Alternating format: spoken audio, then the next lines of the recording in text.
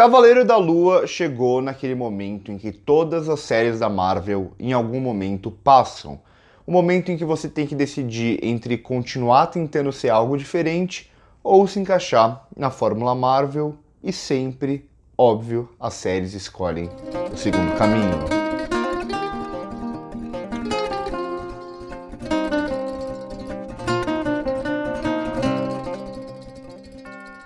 Eu lembro quando a Marvel anunciou lá atrás que faria várias séries por ano junto com os filmes, e eu discuti com muitos amigos meus que são muito fãs da Marvel, de ter páginas ou de acompanhar tudo que sai, todas as notícias, todas as repercussões ou especulações que saem do universo Marvel, e eles diziam: não, agora a Marvel vai usar séries para explorar personagens diferentes e tentar fazer coisas diferentes.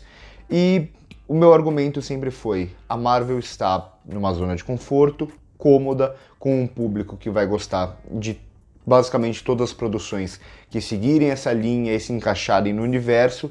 Não tem porquê ela tentar fazer algo diferente comercialmente falando. Artisticamente falando, eu já acho que a Marvel ela poderia tentar fazer coisas diferentes, mas comercialmente, que é sempre o que mais pesa, principalmente para uma empresa da Disney, não tem por que a Marvel tentar fazer algo diferente. E quando você lança tantas produções por ano, você inevitavelmente você transforma o seu produto, ou você transforma suas séries e filmes em produto. Então não há tanto espaço para criatividade, e a gente começa a ver isso em todas as séries da Marvel, que vão ter basicamente a mesma estrutura. Vão começar propondo algo diferente nos primeiros episódios, até o momento em que tem que tomar uma decisão, se encaixar no universo Marvel e preencher aquelas lacunas para fazer esse personagem continuar fazendo parte ou começar a fazer parte do universo Marvel como a gente conhece dos filmes e desses muitos e muitos anos, ou continuar propondo algo de diferente. Foi assim, por exemplo, com WandaVision, que começa com aquela ideia da sitcom, da evolução da comédia na história da televisão, até o momento em que abandona tudo isso e se transforma em uma série da Marvel com toda aquela formulinha, desde as escolhas visuais, até as escolhas de comédia, até as escolhas de ação, tudo que a gente já está acostumado a ver no universo Marvel. A mesma coisa acontece com Loki, que começa propondo aquela ideia meio oitentista ali de ficção científica, até o momento em que vai se encaixar em todo o universo Marvel como a gente já conhece. A mesma coisa vai acontecer aqui com Cavaleiro da Lua, que começa puxado bem mais pro terror. Eu falei ali no primeiro episódio que era um episódio de terror, por mais que eu sentisse que ainda tinha algumas amarras e não entrasse de cabeça aonde poderia entrar. O segundo episódio já é um pouco mais moderado, e aqui a gente tem um abandono completo daquilo que a gente viu no primeiro episódio, principalmente em questões estéticas e narrativas, para se transformar em uma série da Marvel. Mais do que isso, para chegar no momento em que parece que a série ela tem essa ânsia de se encaixar no universo e nessas pontas soltas que pode abrir para uma próxima produção. Essa ideia de um universo que está sempre seguindo. Então aqui a gente vai ter todos os elementos de uma produção da Marvel e um abandono quase que completo daquilo que a gente tinha visto nos primeiros episódios.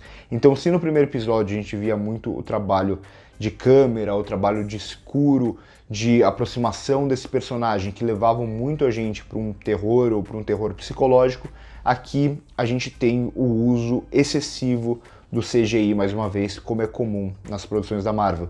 Em alguns momentos um CGI bem mal acabado, como naquela sequência do telhado, em que ele vai lutar com os 3 caras e tal, ali fica claríssimo que é fundo verde, assim, muito claro mesmo, doeu pra mim um pouco nos olhos. E isso acaba sendo comum, né? A partir do momento que você produz muito, como a Marvel tá fazendo atualmente, acaba muitas vezes pesando para a galera da computação gráfica, que é de toda a produção cinematográfica de séries, é a galera que tem que correr contra o tempo, é a galera que tem que resolver os maiores problemas, e muitas vezes acaba não dando tanto tempo assim de você fazer um acabamento um pouco melhor, principalmente quando tem muitas produções no ano, como é o caso da Marvel atualmente.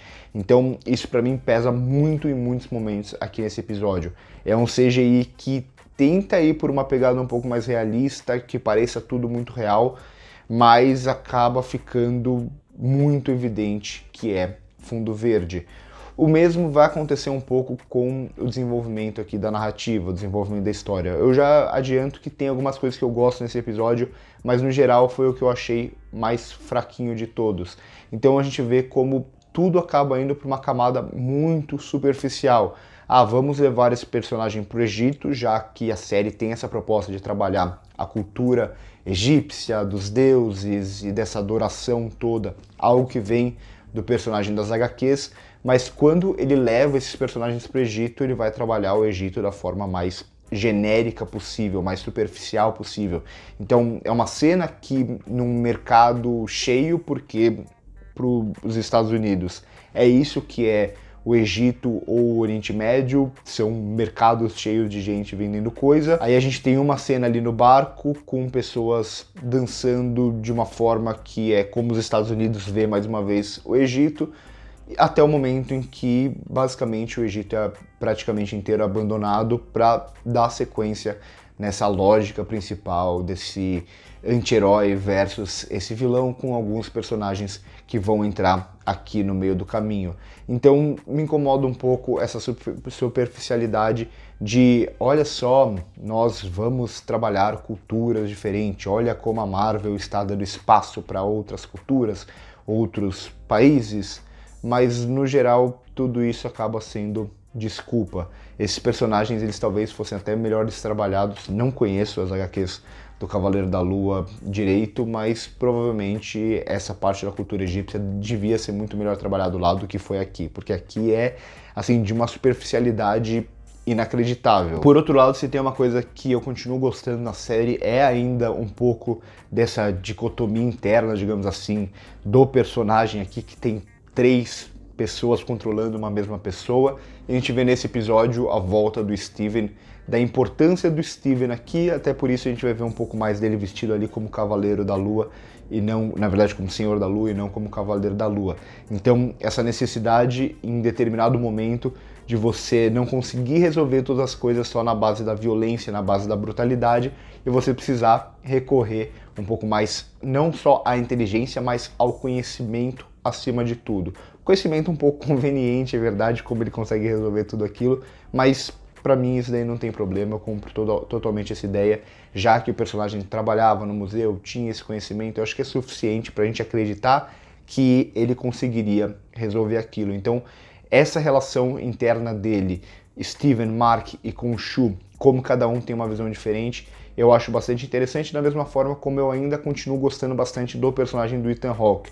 Essa visão do personagem quebrado por dentro, que busca uma redenção que a gente olhando de fora vê como completamente errado. O personagem, de certa forma, também vê, porque há uma certa ironia ali presente no personagem do Ethan Hawke. Ele sabe que ele não está fazendo certo, mas ainda assim são visões conflitantes. A visão do que pode tentar salvar, muitas vezes baseado na violência, que é o Khonshu, e do outro que já tenta cortar o mal pela raiz, que é o Amit, o que a gente viu mais claramente no episódio passado. Eu gosto de como tem essa diferença entre os dois personagens, que nenhum dos dois é santinho, a gente não tem claramente um herói aqui. O Mark, principalmente, como eu disse no episódio passado, era um mercenário, um cara violento que matou muita gente, mas no momento a gente ainda torce por ele, prefere ele por todo o contexto dado, ainda que essa relação entre herói e vilão seja bastante interessante. O que eu continuo gostando também, e até um pouco mais nesse episódio, é como se eu falei que essa série está praticamente toda encaixada no universo Marvel atualmente, na fórmula Marvel. Acho que se tem uma pequena diferença é como ela ainda dá espaço um pouco para a brutalidade desse personagem.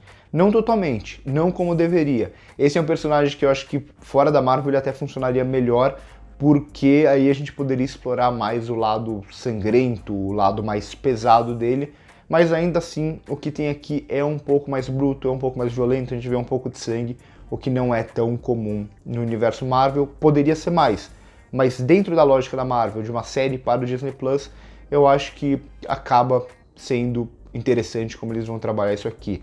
O que me decepcionou um pouco até agora é principalmente as cenas de ação. Uma das coisas que vendeu a série, e a Marvel ela é muito boa em vender séries, a gente sempre tem aquelas declarações que eu sempre falo que eu nunca compro, que essa é a série mais diferente de todas, não é. ou muitos vídeos de bastidores. E aqui a gente teve vários vídeos de bastidores mostrando como o Oscar Isaac aprendeu a lutar, os treinamentos dele, que na prática não aparecem aqui na série porque continua sendo aquela ação bem Marvel, ou seja, uma ação muito entrecortada, uma ação em que a gente não vê aqueles movimentos em planos mais longos, esse tipo de coisa que vocês sabem que eu gosto bastante, que eu acho que a série aqui, ela até pedia, e a partir do momento que o ator teve todo esse treinamento, eles poderiam explorar mais isso. Ao mesmo tempo, eu acho que eles conseguem fazer alguns cortes interessantes quando a gente tem o Mark lutando como Cavaleiro da Lua contra toda aquela galera, enquanto a Layla tá lutando contra aquele outro cara, e eles conseguem fazer cortes que criam raccords, né, que criam conexões entre um para cortar para o outro, então um toma uma pancada e você já corta para o outro tomando uma pancada, então a montagem ela faz algumas coisas interessantinhas nesse momento, principalmente que a gente tem os dois personagens lutando em lugares próximos ali, né, mas em lugares, em ambientes diferentes. Não gosto muito também de tudo que envolve ali a reunião, onde vem os outros avatares e tal. Nossa, é um clichê do clichê de escolhas de roteiro, você ter um conselho que não acredita no protagonista, mas acredita no vilão, para o protagonista no final ter que se provar. Nossa, toda essa sequência é muito mal escrita, mas assim, muito mal escrita mesmo. Deu um pouco de agonia em determinados momentos. Mas no geral eu acho que Cavaleiro da Lua ele fica cambaleando entre alguns bons momentos, algumas boas escolhas, ainda funciona, pelo menos para mim, principalmente por causa dessas relações centrais, mas tudo que diz respeito às escolhas narrativas e principalmente as escolhas estéticas aqui começam a me incomodar um pouco mais. É como parece que a Marvel ela sempre tem que tomar uma decisão entre o comercial e o artístico, e o comercial sempre vence, principalmente nos últimos anos, principalmente com as séries, principalmente agora que a Marvel produz 3, 4 séries, mais 2, 3, 4 filmes por ano. Não adianta, era uma coisa que eu falava lá atrás, quando as séries foram anunciadas. Quando você tem muita produção, você perde artisticamente. Não tem como você controlar, não tem como você ter tantas ideias interessantes, não tem como você privilegiar as escolhas artísticas quando você tem tanta produção. É uma produção em massa, a Marvel escolheu esse caminho, vem funcionando comercialmente, vem funcionando para os fãs e vai seguir assim até o momento que não funcione mais comercialmente. Além disso, a gente tem nesse episódio uma citação a Madripoor, que já faz essa conexão direto ali com a cidade dos quadrinhos e com a cidade que apareceu em Falcão e Soldado Invernal, que a Layla esteve em Madripoor, então pode ser algum gancho para a série no final da temporada, eu não sei. Eu falei desde o começo que eu não sou grande conhecedor do Cavaleiro da Lua e também cada vez estou mais desligado de teorias do universo Marvel. Eu espero acontecer, porque a maioria das teorias sempre são furadas. Então curte o vídeo se gostou, se inscreve no canal se ainda não é inscrito, comenta aqui embaixo o que vocês acharam do vídeo, o que vocês acharam do episódio, se vocês estão gostando ou não da série. Discordem de mim numa boa, a gente pode trocar essa ideia. Também olhem aqui embaixo que tem os nossos planos para fazer parte do nosso clube de membros, caso te interesse. Por hoje é isso e corta.